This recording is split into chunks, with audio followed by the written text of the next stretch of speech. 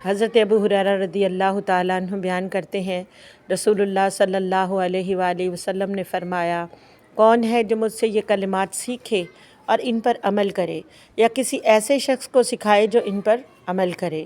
میں نے عرض کیا، اللہ کے رسول، میں۔ چنانچہ آپ نے میرا ہاتھ پکڑا اور 5 چیزیں شمار کیں۔